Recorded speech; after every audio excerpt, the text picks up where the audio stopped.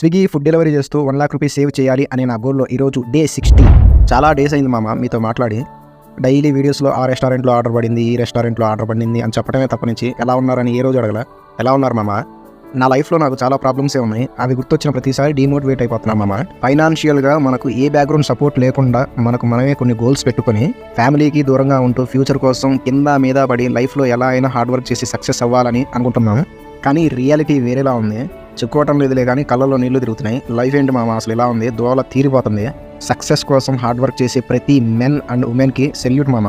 ఏది ఏమైనా సరే మన గోల్స్ని ఒక రోజు రీచ్ అవుదాం. ఆ రోజు దాకా హార్డ్ వర్క్ చేద్దాం. నన్ను ఫాలో అయ్యి నా ఛాలెంజ్ని సపోర్ట్ చేస్తున్నందుకు చాలా చాలా థ్యాంక్స్ మామ.